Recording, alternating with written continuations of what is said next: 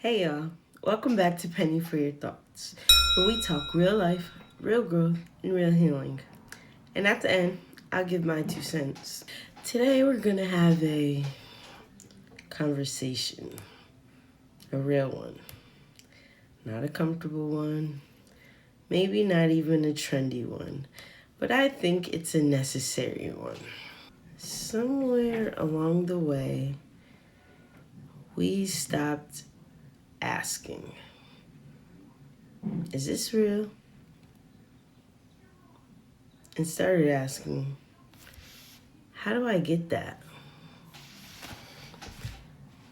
And that, whatever it looked like, money, cars, status, bodies, lifestyle, it wasn't random.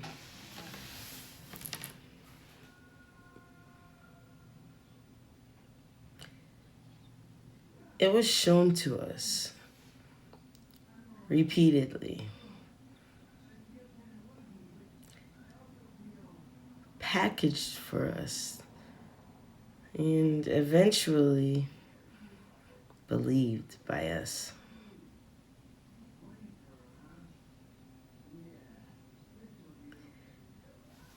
Now, before we go any further, let me make something very clear. This is not about tearing people down, not the artists. It's not about blaming the individuals. Because a lot of these people, they were just the face of something much bigger.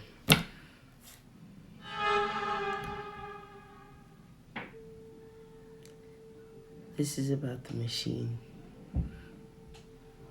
the system, the structure that understood one thing better than anything else. If you can control what people see, you can influence what they chase.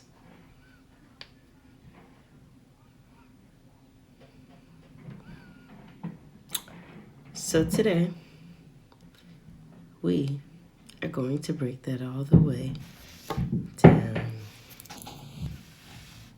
From the beginning to now. So, let's start where it all started.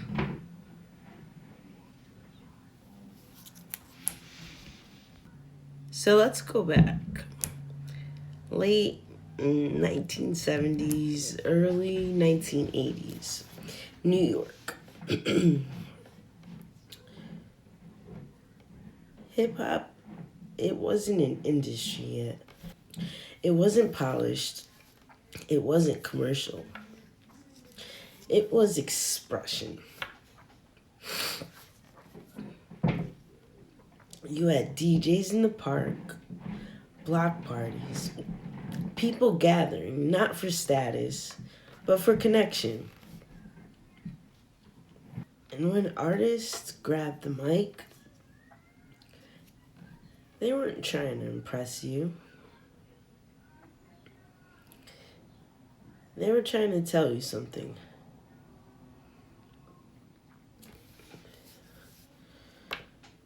Groups like Grandmaster Flash, the Furious Five, when they made the message, that wasn't entertainment. That was a warning. Don't push me, 'cause I'm close to the edge. That line right there,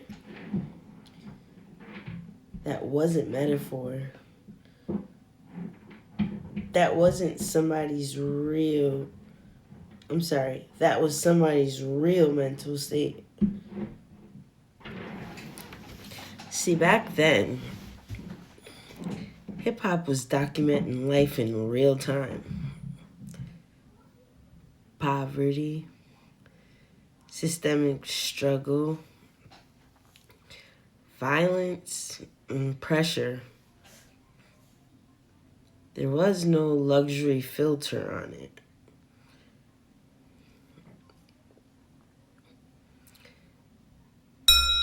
Nobody was pretending to be rich. Nobody was selling a fantasy. Because honestly, there was nothing glamorous about the environment they were in.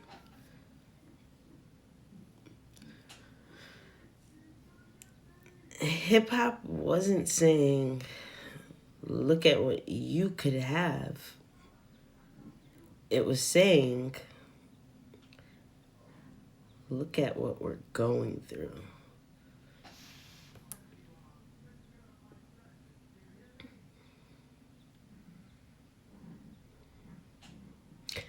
And that right there is where everything started to shift later. Because once you move from truth to aspiration, you open the door for illusion. Now let's step into the late 80s, early 90s. This is where things begin to evolve. Artists are still telling stories, but now they are also painting visions. Enter figures like Jay-Z. Now, understand this. His story is real. His success is real. His intelligence, strategy, business acumen, all real.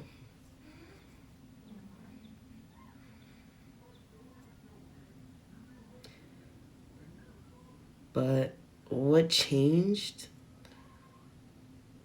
was how the story was received. Because now people weren't just listening. They were projecting themselves into it.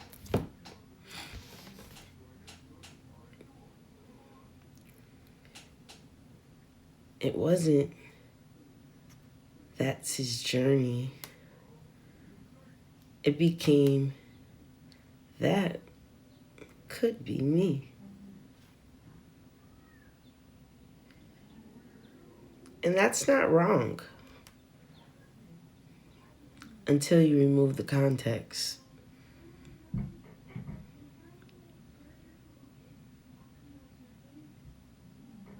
Because what people saw was luxury, power, elevation. What they didn't fully see was the discipline, the timing, the risk, the rarity. Now here's where everything accelerates. Because music stops being just something you hear. Because something you see.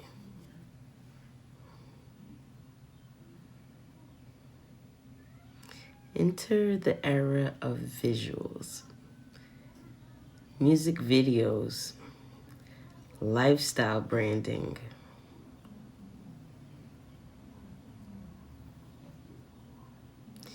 And this is where Diddy changes the game. Not just musically, but visually.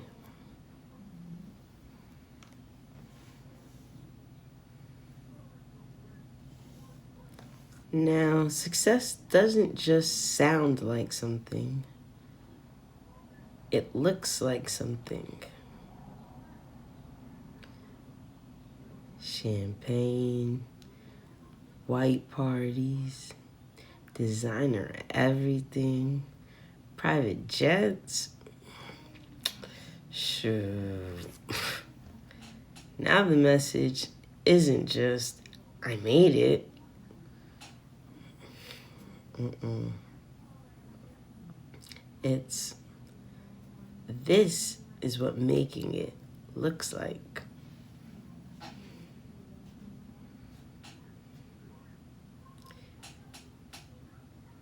Then comes Cash Money Records with bling bling. Every time I come around the city, bling bling. You know, that was that. You know what I mean? But just like that, success becomes visible currency.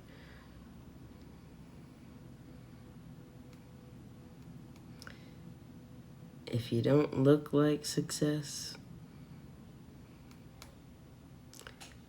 are you successful?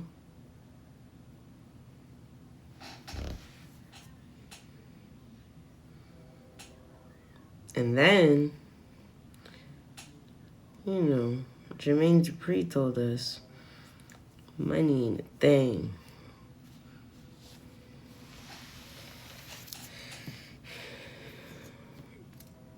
But let's really sit with that.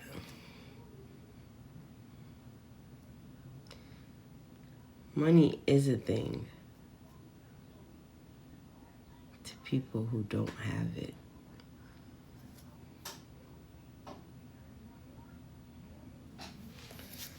So now imagine this. You take a message created from a place of abundance and you deliver it to people living in lack.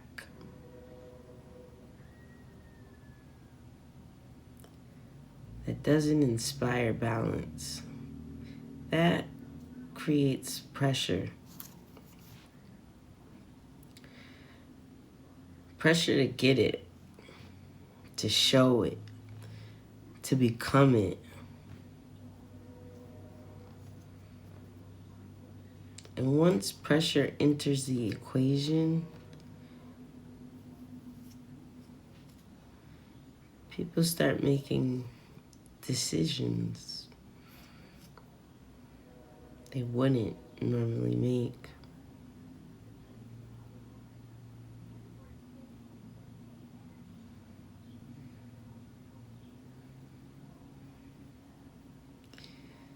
Now this part we can't skip.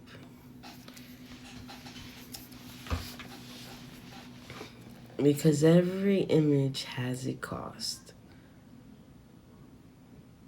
Even if it's not shown.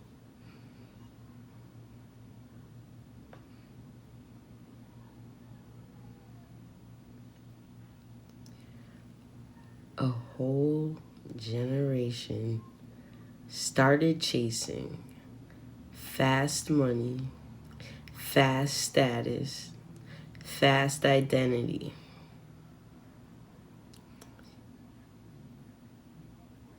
And for some people, it worked.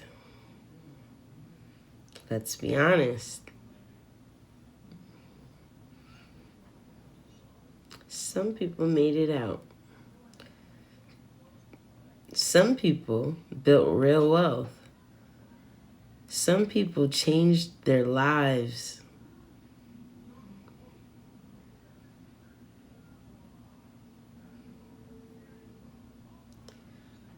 But for a lot of others, the cost looked different.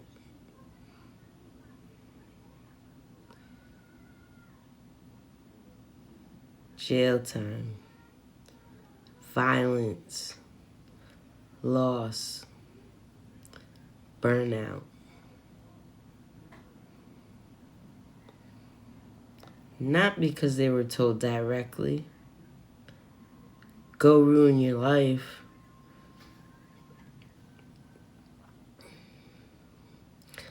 But because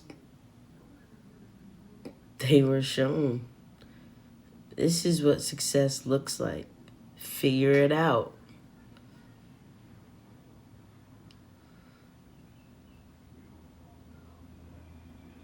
No blueprint. No mentorship. No structure. just an image, and the pressure to match it.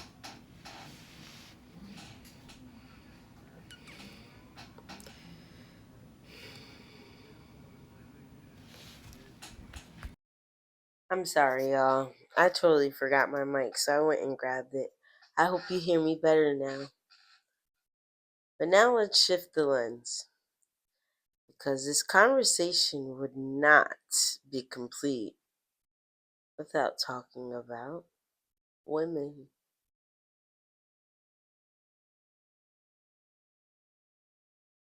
And not from a place of judgment standpoint, but from an evolution standpoint.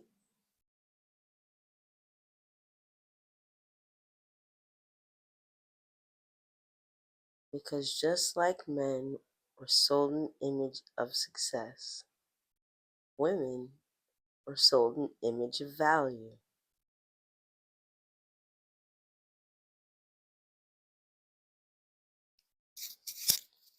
Back in the 90s, you had artists like Lil' Kim and Foxy Brown.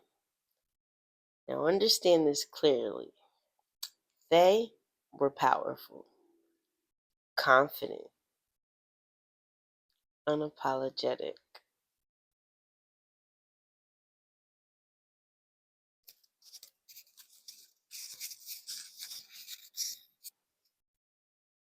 They stepped into spaces that weren't designed for them and took control of their presence.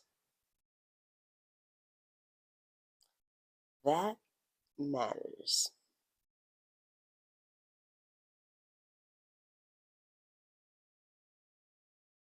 Then you have Missy Elliott, who didn't follow the expected mold at all. She brought creativity, innovation, difference. She happens to be like one of my favorites too, might I add. But here's where we have to be honest.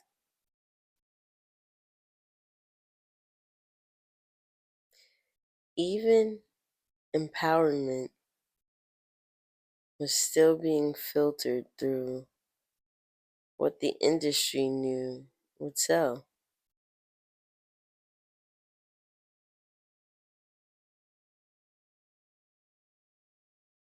So now the message becomes layered. It's not just be confident,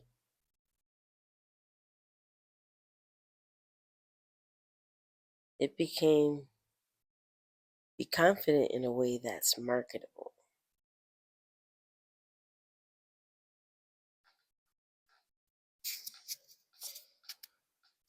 Fast forward, you enter the era of Beyonce.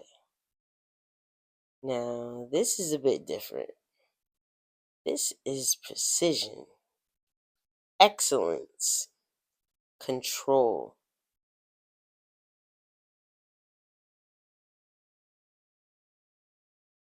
But it also introduces something else: perfection as a standard.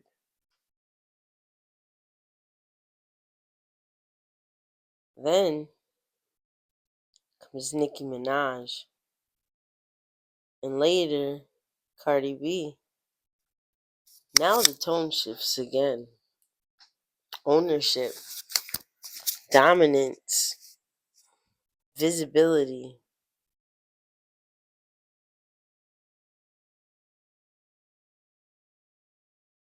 But underneath all of it, the same question remains: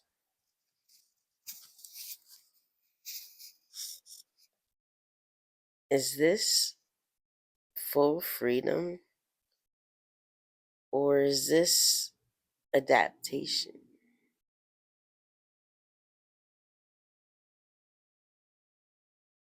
Because when a system rewards a certain image, people will naturally move toward that image.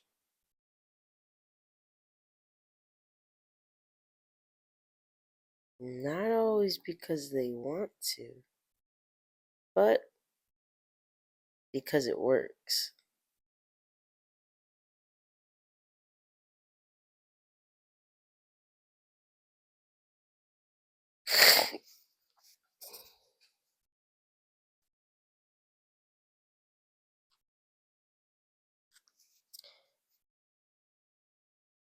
Now, let's take this even further because this is where the shift becomes undeniable. Early 2000s. Music videos are everything. And inside those videos, you have what the culture called video vixens.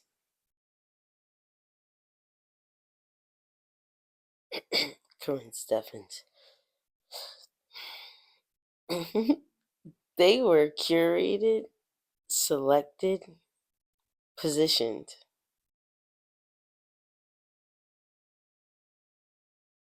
They represented beauty, desirability, lifestyle.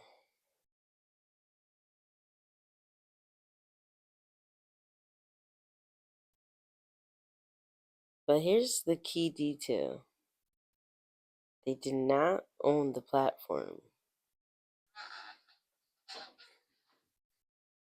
they were a part of the image, not the system behind it.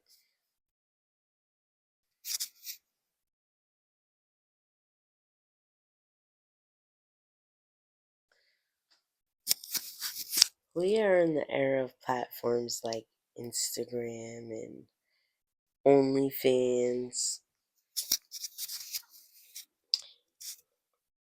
And at first glance, it looks like empowerment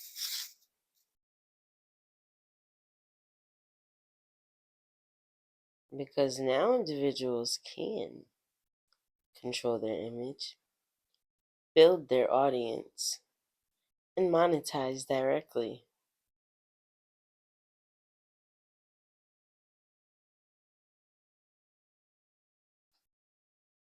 But let's slow that down and really look at it because what changed wasn't just opportunity, what changed was scale.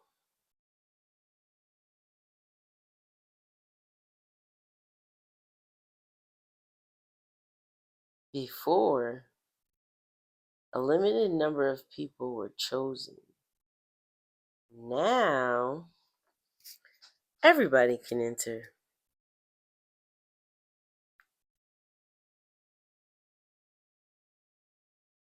And when everybody can enter, competition becomes extreme.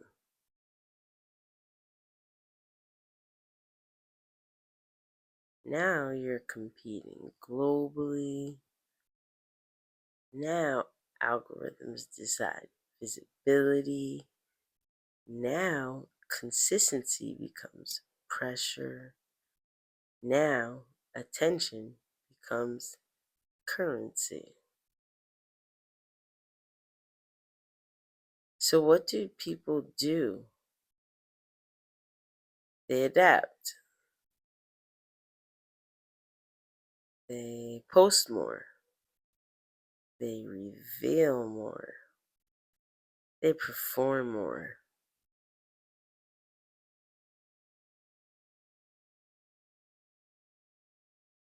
because the system rewards visibility.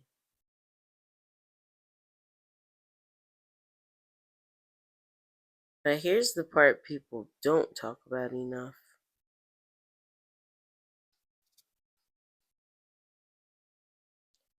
the lifestyle being chased is often not sustainable.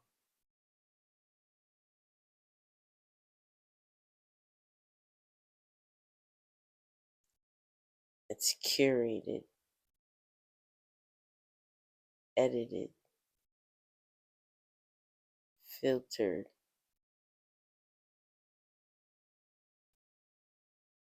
Income fluctuates, attention fades, algorithms shift,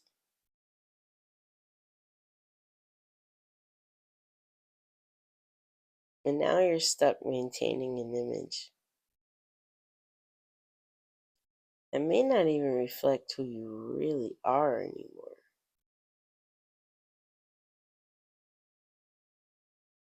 So now instead of a few people inside the illusion, you have millions of people participating in it.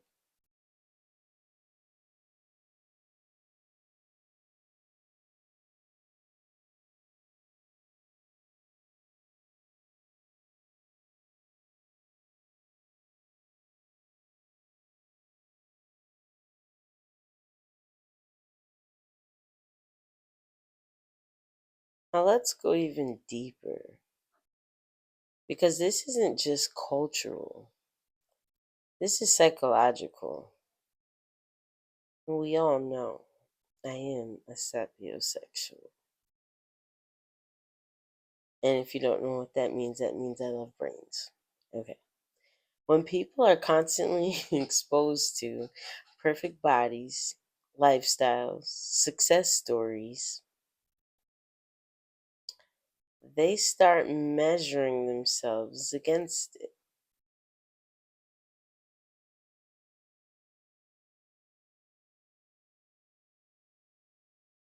even if they know it's edited, even if they know it's curated.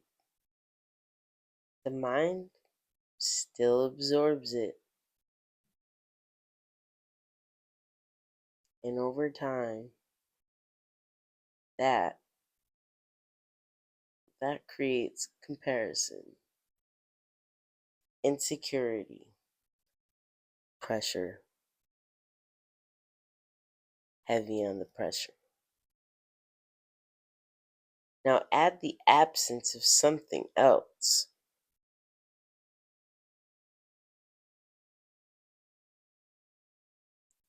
Spiritual grounding.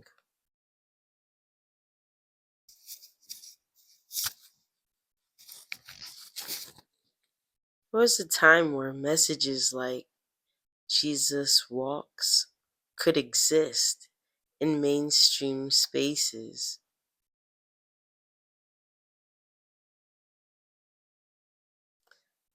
Not perfectly, but present.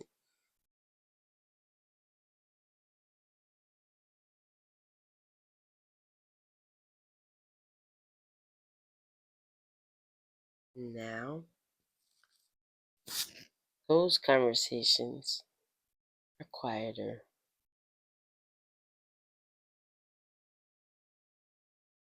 And when spiritual depth fades, people look for identity in other places.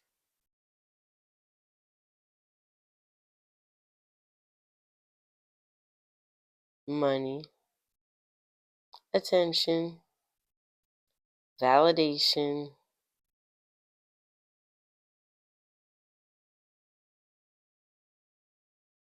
validation. Because at the core, every human being is asking, who am I? What am I worth?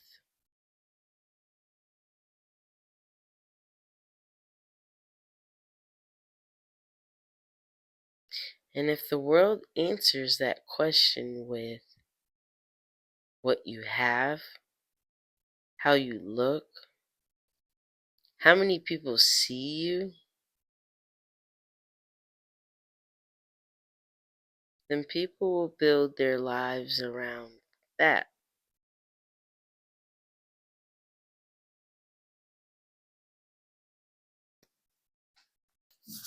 All right, before we close this out, you already know what time it is. This is the part of the show where we flip the coin.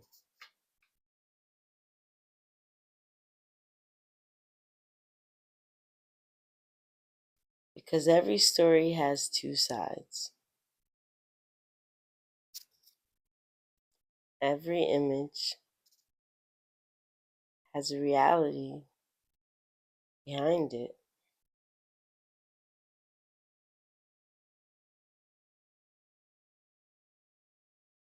So let's flip it.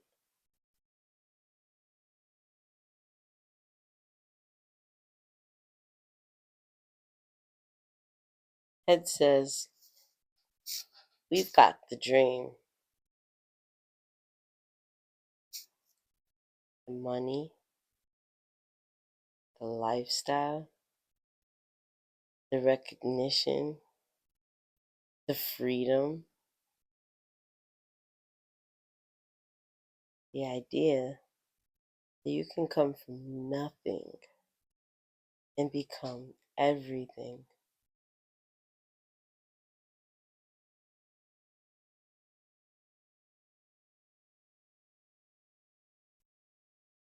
And for some people, that side is real. It's really real. Some people did make it. Some people are living it. Shout out to them. That side of the coin, it really exists. Then we flip it. And tails.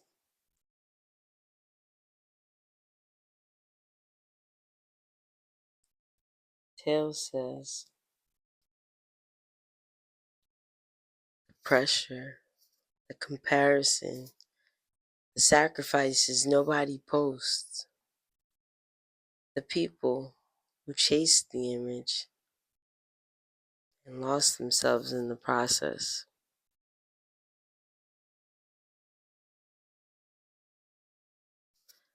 The ones who went to jail chasing fast money. Rest in peace to the ones who lost their lives trying to prove something. And the ones who look successful on the outside but are really exhausted on the inside.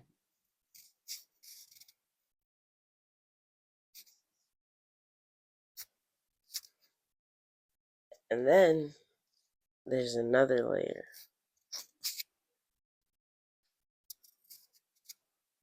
The ones who didn't crash but got stuck.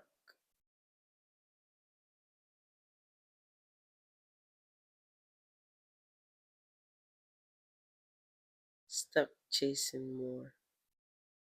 Stuck trying to maintain.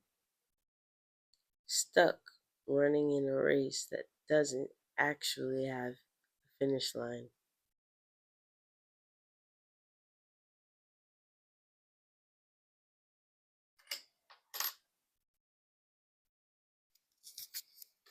So now the real question becomes,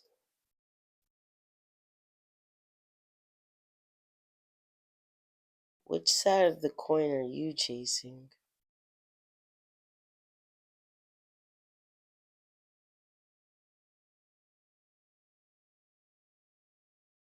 And more importantly,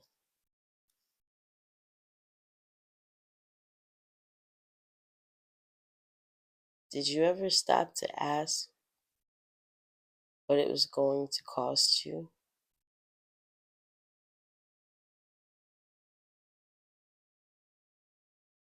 Because nothing in this life is free. Not attention, not success, not the image.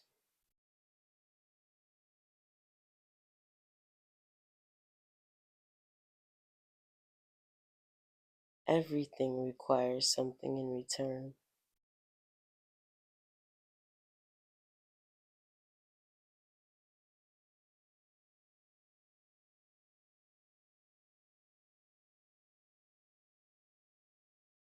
So maybe it's not about rejecting the dream.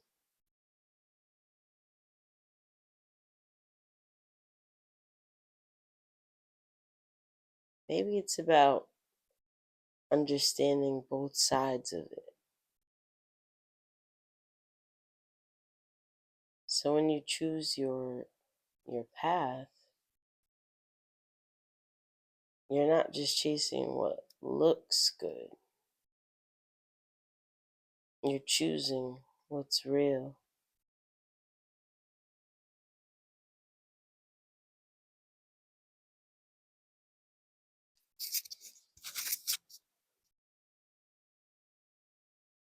Now, that was the flip of the coin.